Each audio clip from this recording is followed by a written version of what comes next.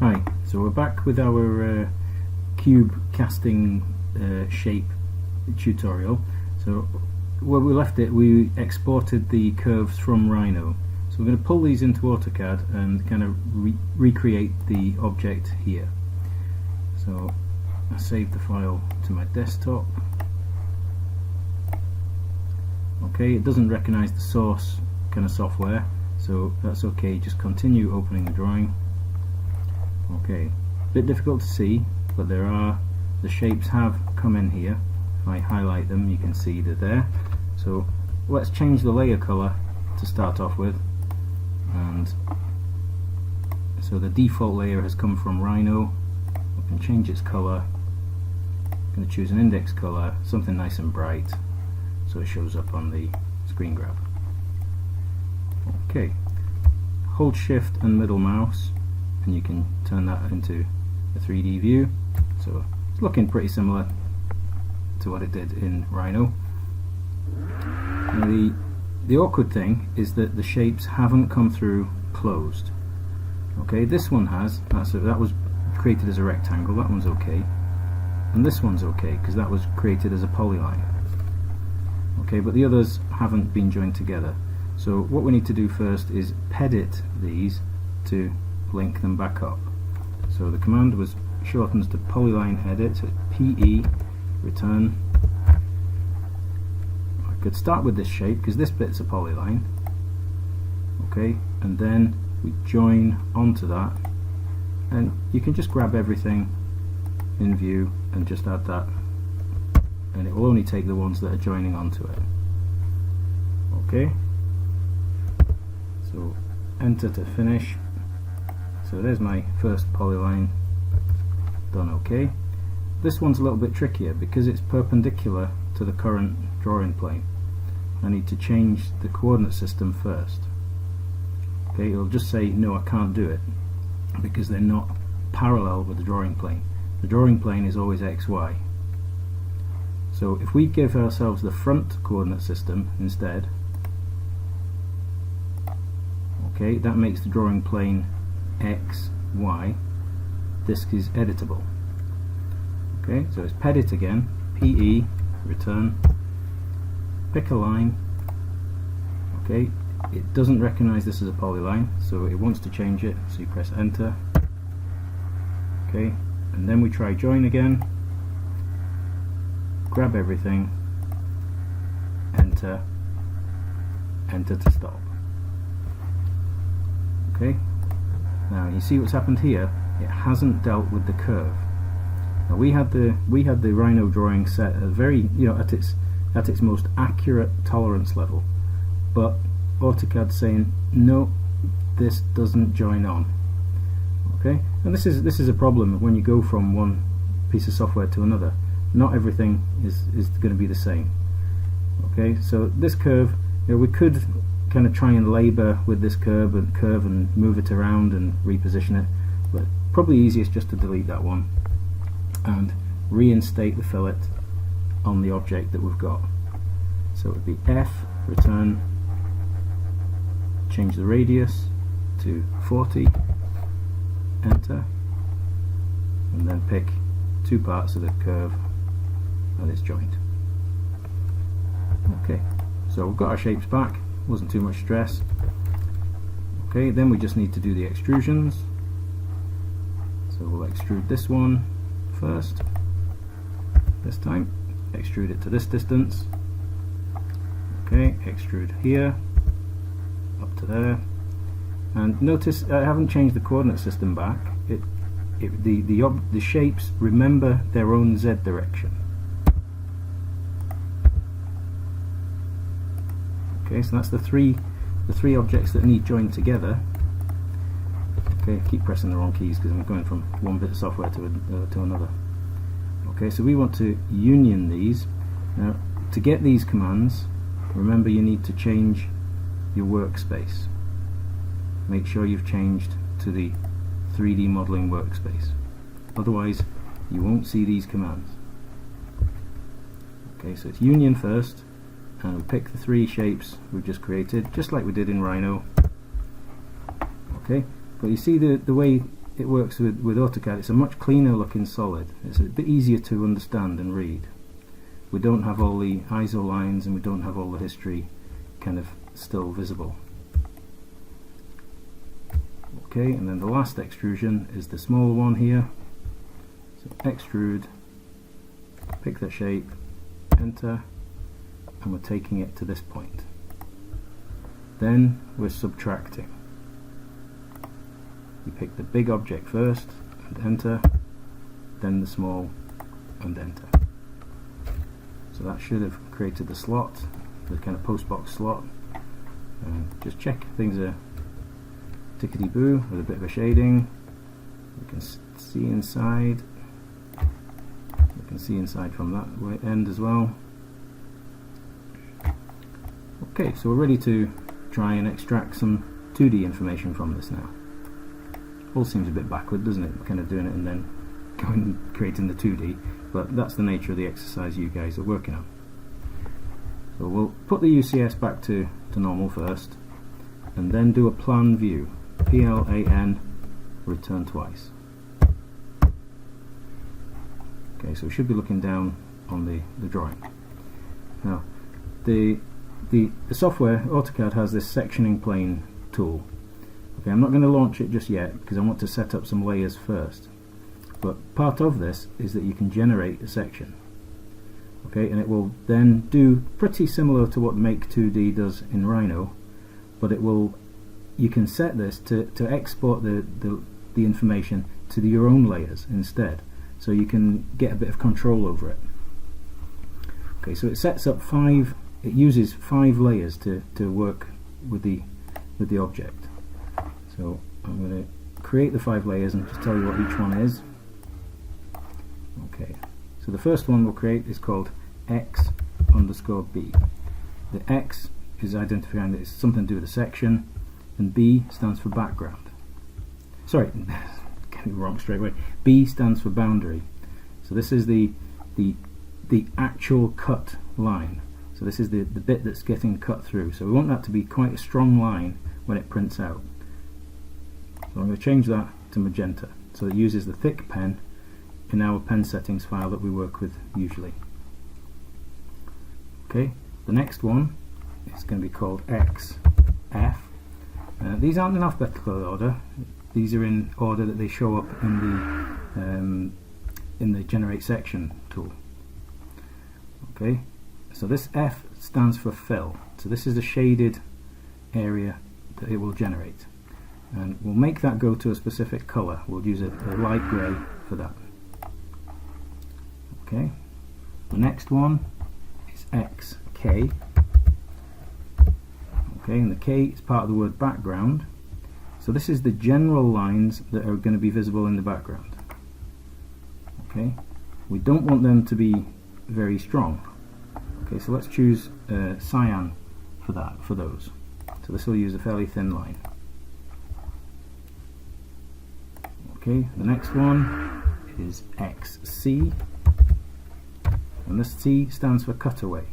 So these are lines that are hidden by other portions of the model that is in front of them. Okay, so these are going to be the thinnest line we use, which is red, which maps to a black 0.05mm line. And then the last one is a clever one, XT, and the T stands for tangency.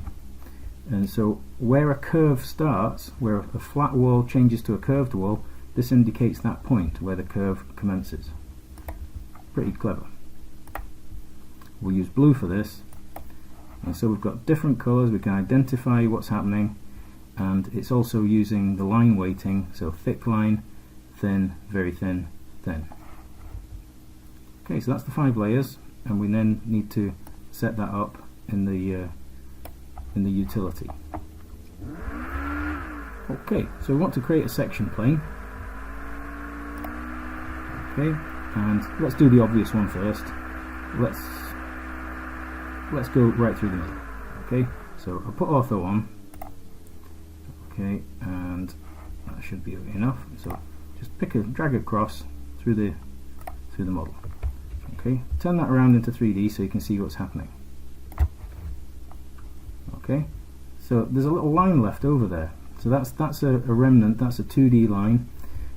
The sectioning tool can only work with solid objects.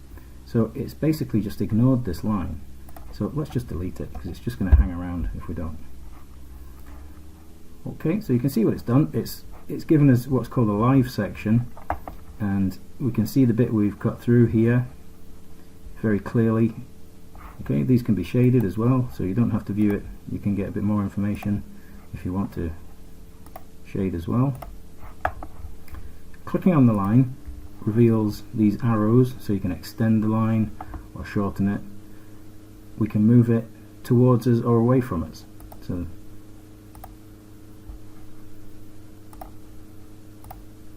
give it a few seconds and it reinstates that. Okay, so must have gone a little bit too far there, so I'm outside the model, I think there. So there we go, back inside the model. Okay, so that arrow is kind of the key one. It's kind of pulling it and pushing it in and out. There's another arrow just next to it. Zooming in doesn't make the arrow any bigger, so it doesn't get any clearer, but you can see there's a different arrow just here, and this flips from one side to the other. Okay, so what we'll do is we'll generate this section first. Okay, so this is what you would see from this side. So that's the side that's going to get generated. Okay, so notice, because we've been messing around with this, the position of the section line, it's swapped out to its own section plane ribbon now. It's kind of said, well, yeah, if you're just messing around with that, then these are the only things you need to see. So what we want to do is generate the section block. Okay, but when it means block, it doesn't mean, you know, a bit of model. It means a 2D drawing. Okay, so we click on generate section block again. We need to select the section plane. Okay, it's then saying what type of section do you want, 2D or 3D. Okay, 3D would just give us that model on its own as a portion. Okay, what we want is 2D kind of elevation sections. So let's have a look at the more options. Include all objects, yep. Insert as a new block, yes. So that means it's going to be a kind of a tied in little drawing in its own right. Okay, we don't want to export to a file, but we do want to change the section settings, how it draws the sections.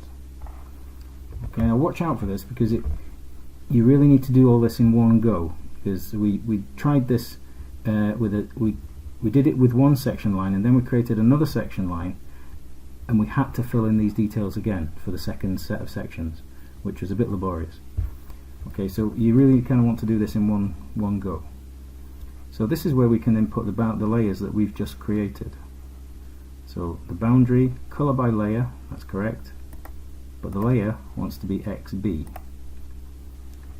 The fill, color 8, no, change that to color by layer, otherwise it's going to overrule our color 253. And the layer wants to be XF. Okay, so we've done boundary and fill. We've now got background lines, color by layer is okay, layer XK. Cutaway geometry, color by layer, layer XC. So you get the idea? Having the layers prepared makes this much easier. And then finally the tangency lines, color by layer, layer XT.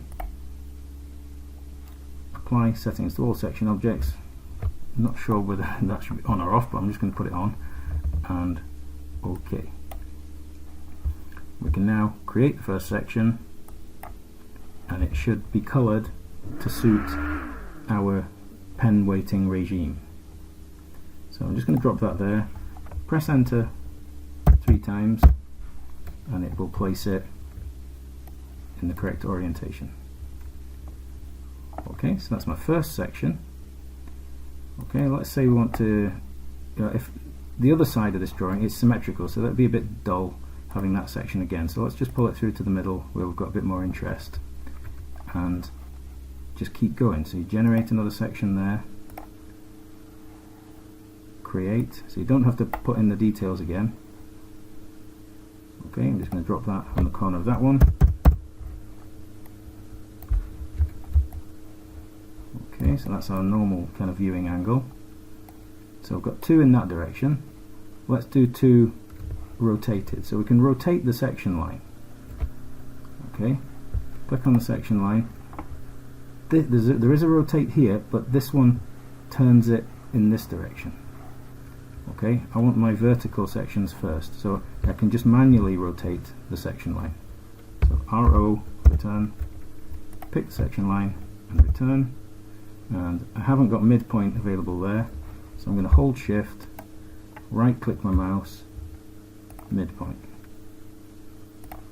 Okay, so I can then turn my section line. Okay, that's kind of one of the ones I would need, so, but it's probably looking the wrong way. I wouldn't be taking a section through there looking that way. I'd probably be looking the other way. So I need to find the little arrow to flip it to look this way. So that's pretty good. I'm kind of halfway through the curve as it comes down. So let's generate a section there.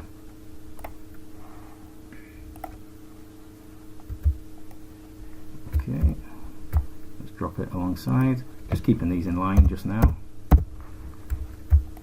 Okay, let's push this further away now. We'll flip it first and then push it back. Okay, let's look that way. So we'll generally kind of be looking at this wall, so a section here but looking this way. Okay, generate another section.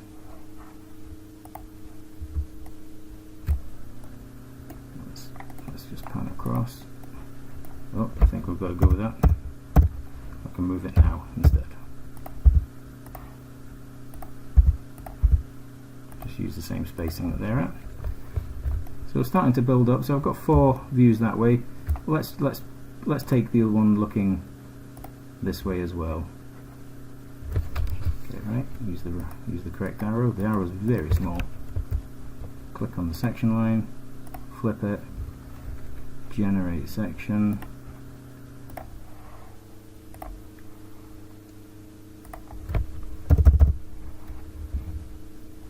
Okay, and then what we're wanting to do is to rotate the section plane, but using the front coordinate system instead. So if we change to the front coordinate system, then I can rotate this. So it's RO, return, click the section line, enter, base point. Okay, so I've pulled it down onto the ground there. I need to move it up into the model. Okay, generate a section block. Oh, just before I do that, put the UCS back the way it was. So go back to world coordinate system, then click on your section line, generate section block, create. Okay, let's just drop the 2 plans in a slightly different place. Okay, and then one looking the other direction, so we'll flip that, so we're looking upwards. We'll see what's happening above that position. Let's generate that section. So we get the tangency lines further up. We can move these so they're in line with each other, space them out, and perhaps another one at a higher level. So click on that. Clicking on the wrong thing there. That's better. Okay, looking for the arrow there so I can lift it up above into this zone. Okay, and generate section block.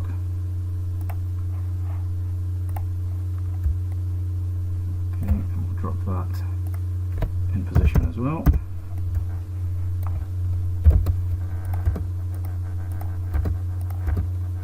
same spacing that we've got there. Okay, so you see that's kind of got a bit more control than the way it's done in Rhino. I think, you know, the fact that it's just put it straight to the correct layers is a big help, and, you know, it makes it, you know, quite graphic as well. We're able to generate these. They look quite like stamps or something, and they look quite cool.